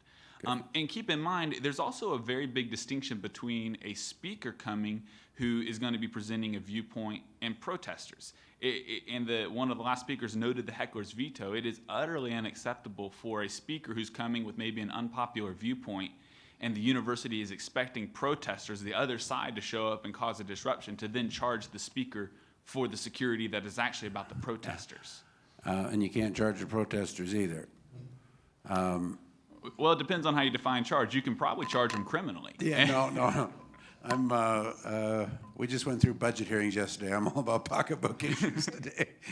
I have just a couple of things to add to that. When looking at the situation, the university should be looking at this in a reasonable. The university should be exhausting reasonable resources to protect constitutional rights. This goes back to case law all the way back to even the 60s, when civil rights protesters were protesting through the South, and some Southern mayors were like, "Well, I don't want to pay for security based on the violent reactions that might face these marchers." And the courts routinely said, "Well, you have to be exhausting reasonable resources to ensure that these constitutional rights are protected." And I will also say that some pre-programming, adding like the University of Chicago and Purdue University, include free speech awareness and in their freshman orientation programming, and sort of setting the tone early that this is a place where free speech will flourish, and outlining not only the legal principles of freedom of expression, but the moral and philosophical basis for protecting speech, even speech that you disagree with, could really that sort of limited or less costly approach up front might pay off large dividends in the future. Mm-hmm. Fair enough. Representative Clark, I'd like to join Alan and some of the others thanking you for your legislation. It is one of the direct reasons we are here today, and having this debate, or discussion, I should say. And one of the things tied to that legislation, and this is probably a question for Mr. Meadows, is, again, kind of for the same reason, not because I don't want anybody to be able to exercise their rights, but just for practical reasons. I don't want one of our institutions to be 401, 2, 3, and 4, and have a lot of expensive litigation. Is there any, and we have our own internal review process. If an administrator's not doing this right or that right, there is an appeal process. Is there any kind of middle ground there? If I understand the issue correctly, the legislation allows for sort of immediate, before we even have a chance to look at immediate action there. Is that something that can follow some kind of appeal process to see if we can get it figured out? Or I'm just looking to see if there is any kind of reasonable middle ground on that. Or I shouldn't say reason, that's is there any middle ground on that? I do think that there is certainly a middle ground. Keep in mind, no university has ever, been required to expend money to defend constitutional policies. What we're looking at here, and why Alliance Defending Freedom has such a high success rate, are policies that are unconstitutional. So, which is why this Board of Regents meeting is so important. If this Board of Regents and the individual institutions will take a hard look at their policies, we'll make sure to get them in line with the guiding principles of the First Amendment, then there won't be a situation where students are going to be bringing it into the federal court. And keep in mind, while we do support Representative Clark's efforts, and we think that it's a great step towards helping colleges know, hey, here's what is in bounds. That was the whole point behind a state law, was to say, here's what you're allowed to do, here's what you're not allowed to do. It's important for the colleges to keep in mind that the Constitution is not tied to that state legislation. Students can still bring a lawsuit. You're just going to be in federal court, not state court. And so I think that the middle ground really is this process right here, which is, let's look at these policies. Let's look at each one of these policies and figure out where they're good, where they're bad, and what we can change on these policies to make sure that there are not constitutional violations on the books. Well, Regent Bastian, but before I turn that over, there's a lot of, you would agree, in terms of what's constitutional or not, a lot of gray area when you get into the time, place, and manner kind of regulations, and that's what I struggle with a little bit. But thank you for your answer. It's very helpful. Regent Bastian. Yeah, Blake, what campus free speech policies have you and your group found to be acceptable? What's the model out there for campus free speech? I don't know that I have one campus that I would point to as a model. There's a lot that have things that are good in one aspect or another that can be looked at. And if any of the colleges here want to specifically look at some of those policies, I'd be happy to give some more specific examples tailored to that. One of the things that I would say, if you're looking for some policies, is really a non-policy answer. When we're talking about the freedom to get together to go express a viewpoint, really there shouldn't be a policy governing a lot of that aspect, at least the prior approval process. And so I don't know that there's a policy I can point to, because the whole idea is that you shouldn't have a policy telling students that they have to get prior permission. And that was one of the big policy problems I saw at a number of the schools. Black Hills State, University of South Dakota, I believe South Dakota State, all had a solicitation policy. And at first glance, that may seem like, well, we're talking about outside groups coming in, but the solicitations policies, when you read it, explicitly applied to student organizations and explicitly required student organizations to get prior approval from an administrator to go do things like pass out literature, which, as I noted earlier, would include passing out the Constitution. It required them to get prior approval to go out and ask the question, do you like freedom? Would you be interested in joining our political organization, political student organization? Those types of things, the answer is there shouldn't be a policy. Now, there could be a policy saying, okay, the campus closes down after 11 p.m. at night or 10 p.m. or whatever time, that's a reasonable time, place, and manner restriction.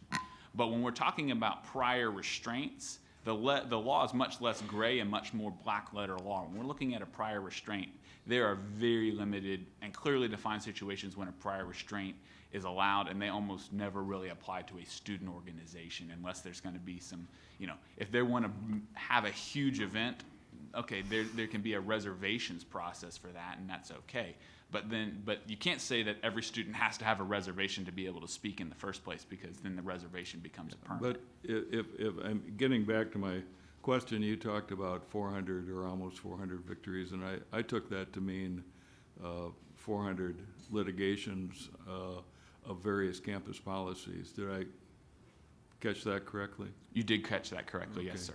So in all of that litigation, there must have been other cases that you reviewed and found that the policies were adequate, that withstood any type of legal challenge. And I'm wondering if you could share what those policies are. What campus had policies that withstood a legal challenge from your group? So there's kind of two parts to that question. The first being is what's the model, and I do think that Tyler, when he referenced the Chicago Manual is really the gold standard to a large degree on what we look at when we're looking for these policies. And there can be some need to tailor it a little bit, but that's the gold standard in terms of general principles. In terms of the second part of who's withstood our lawsuits, we're close to 100% success rate. So the answer is not very many people when we've brought the lawsuits, because the First Amendment principles and the constitutional liberties are very clear. And once as I mentioned earlier, it only takes one student having a bad policy enforced against them. And then the next question is not going to be, how do we fix this? The next question is the federal judge asking a policy, how do we fix this? And we at FIRE rate university speech codes on a red light, yellow light, and green light scale. And green lights meaning that there are no written policies that seriously threaten freedom of expression. Those would be the types of institutions that you referenced that are very good on, at least in the written policies, guaranteeing free speech. And there are about 30, just north of 30 of those institutions at the moment. It fluctuates, so I don't have an exact number for you. But on our website, we have those schools rated. We had just about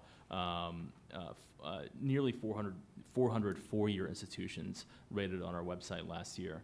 And we'd be happy to share our findings with you, as we did in our written testimony, of the written policies at institutions within South Dakota.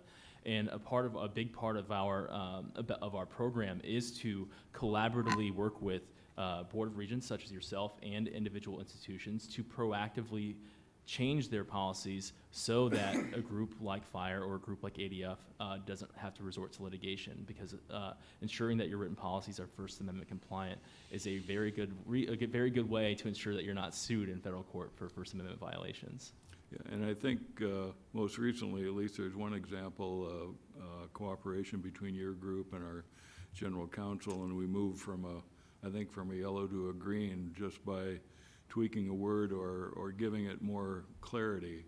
And so your group has found campus policies that are green lighted, that in your view protect freedom of speech adequately? The standard we use is that they do not seriously threaten freedom of expression. Understand. For a green light policy. Fair enough. Thank you. Regent Roberts. Thank you. I really appreciate all the speakers today and the information that you've provided.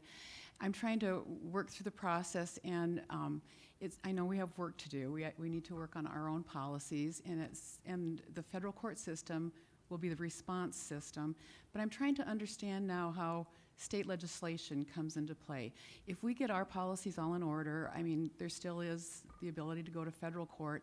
Are your organizations, set on going to all 50 states and getting state legislation passed? Or is it just legislative driven? I mean, at the end of the day, if we have really great policies that we can all agree on, do we need state statute, any change in state law? So FIRE was there to support the bills this past legislative session, and it's largely because this Board of Regents right now, as it is enacted, as we've heard from testimony today, everybody seems very clearly supportive of changing the policies to ensure that they are more speech protective. That might not always be the case. We, as I said, we rate university policies. We see policies change year after year after year as administrators come and go, as regents come and go. So enshrining these protections in state law would be helpful for future generations of students, particularly when the watchful eye of the legislature might not be on the Board of Regents. As we've heard throughout the day, it was Representative Clark's legislation and its counterpart in the Senate that sort of drove the Board of Regents to meet today. And so ensuring that future generations of students have their rights protected in state law, I think would be welcome. Following up on Regent Roberts' question, how many of the 50 states have enacted that legislation? You'll have to let me get back to you on legislation specifically, that's fine. similar, but there are so far about 11 states that have eliminated the use of free speech zones on public college campuses. I know Representative Clark's legislation touched on a couple of more areas than just free speech zones, but as a starting point, at least 11 so far have done that through the legislature. Okay. I wish I could give you a better number, but part of the problem is each state's legislature adopts their own version. So even when they do it, I know that there's even been some, quote, free speech bills, and that was the title of it, that both FIRE and ADF wound up opposing because the bill itself wound up being worse than the status quo beforehand. So it is a tough number to calculate because whilst a state may claim they've passed a bill, the merits of the bill can vary widely from state to state. Very good. I should, for everybody interested in this debate, throw out an observation. You're talking about the red, green, yellow light rating that you do on campuses that is on your website. Your website includes a lot of other information. I think anybody interested in this, it's worth taking a look at. You obviously put a lot of time and effort into that. I found it very helpful and would encourage that. But one thing that struck me in that is you're pretty tough graders.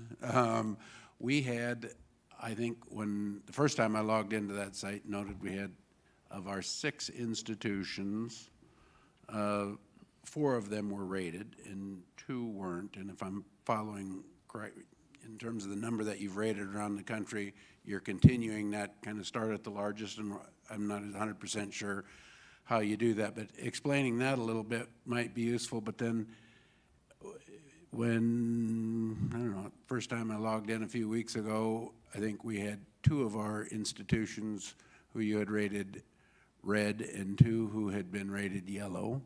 And we had some dialogue on that, just trying to understand that. If I'm following it correctly, we've now have 4 yellow. And it was, the reds were because our websites, if you listen to the universities and however it came about, just the policy had been changed previously, but the websites hadn't been updated. I know that's a thing you run into now and then, but so we have 4 out of our 6 that are rated, and they're all yellow across the country. Just help us the statistics in terms of the number that are red, the number that are yellow, the number that are green. How many have you rated, and what's that breakout?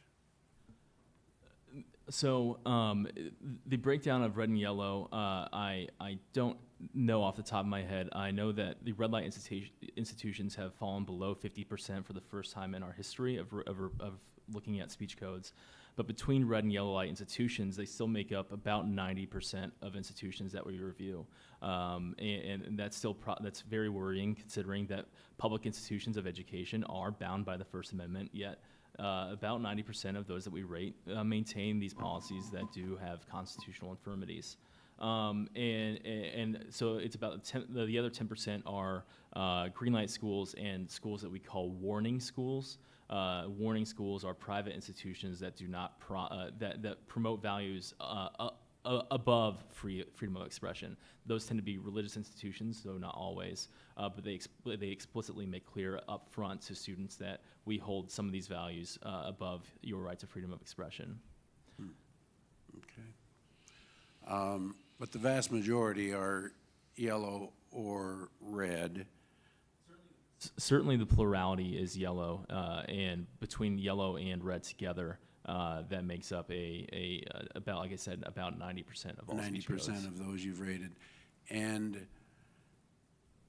is there a distinction between, I mean, I saw your word, very troubling, or I can't remember the terminology, but is there a constitutional distinction between those categories, as one's clear line unconstitutional and the other's just worrisome, or is that just from a policy standpoint?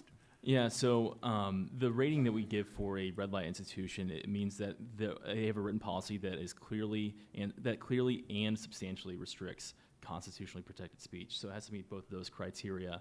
The yellow light institutions, or yellow light policy, is usually vague. Vagueness involved in the terms or involve a speech that is left less often punished. So that's sort of the standard for a yellow light school or a yellow light policy. And I'd be happy to get into those policy ratings with our team of folks at FIRE that do every year reviewing the policies at the written institutions, and we can more clearly explain to you all and the institutions themselves why certain policies get the rating they have, and make suggestions for how the policies can turn from a red light or yellow light into a green light policy. And we're happy to do that work with you. As I said, we are here to help you all ensure that your written policies are fully First Amendment compliant. Very good. Thank you. I hope all of our professors in the room who grade on the bell curve take a look at that. The toughest graders I've come across. But it's just extraordinarily helpful, and you do it with specificity, you lay out the policy, it's well done. But in addition to that, there's a wealth of knowledge, historical and other. It's worth spending some time there. Any other questions or comments? Yes. I certainly do appreciate everyone taking the time to come today. We tried to cast a pretty wide net. We asked our students, we asked faculty across the system, different organizations around the country who are actively engaged in this process, both oppositions and the proponents of the legislation that came this last year. So those who are able to come and make oral comments, we certainly can begin to use those to frame how we shape our policies going forward. I also appreciate the detailed written comments that a number of you have also provided. So we've had 14 different entities or organizations, and those are in the more detailed board agenda item that was released again on Monday. I do just want to note for certainly anybody in the audience or anyone who may be listening via the webcast that we still would take additional written comments, anything that we can do to continue to help evolve these. But certainly for both Blake and Tyler, I think your detailed, almost 20-page written comments help us pinpoint where we need to begin to work to make those changes, and we'll begin to work those through our council. So very much on both the oral, but also the written comments are very helpful for us as well. So. Thank you, Paul. Is anyone from our previous panel or anyone else in the room, by the way, moved with any of this discussion for a comment before we close out here? Alan. Thank you. The panel before this panel had several faculty members and then the students, and they spoke about issues that really touch upon academic freedom, i.e. within the classroom. That's an area that the Chicago Statement glosses over very, very tangentially. So I would strongly urge you to consider linking our statement, whatever form it takes, to principles of academic freedom as enshrined in Board Policy 1.1. I know the academic affairs document that I referenced earlier does a very nice job of that. And finally, I appreciate the speakers on either side of me giving very clear examples, using red light, green light, for example, but ultimately let us realize that we need to be colorblind in whatever statement we produce. Yeah. Thank you. Very good. Thank you. I just wanted to close this out with a couple of process statements because this is a process and it is something we want to move forward. This is a very helpful dialogue this morning. I thank all the speakers. I think from here, we were and are involved in a review of our policies. I thought it was important not just to have this dialogue, but to do it publicly and as transparently as we know how. With the best of intentions, you can have phone calls and conversations and behind, not necessarily behind the scenes, but just not public, trying to reach out to everybody and you don't know who you forget or who you're overlooking or how it's viewed. And this in particular is an issue I think that needs ongoing transparency, and I don't know exactly, we'll spend some time reflecting on this, but how we go forward is as we go through this drafting process, we send it around to some of the committees and others internally.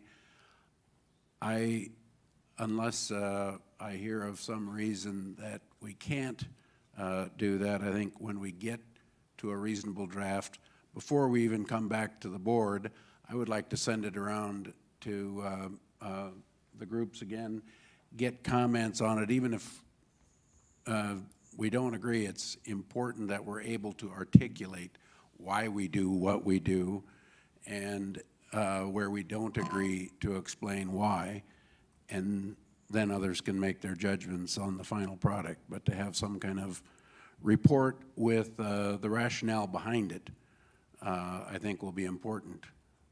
Unless by some chance we all agree on everything. But that's not what free speech is about, so I'm not expecting that. So, hearing no other comments, we thank you very much, and we'll call this hearing to a close. We appreciate it. Thank you. You'll be hearing from us again, and we hope to be hearing from you.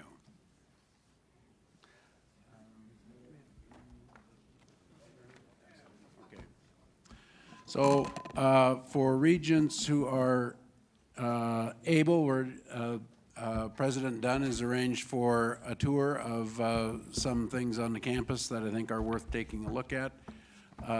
Some have prior commitments, but those who can stay, we will do a tour here shortly after a break.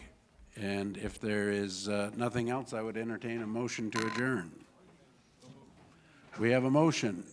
And second, all in favor? Aye. All opposed? Thank you. We are adjourned.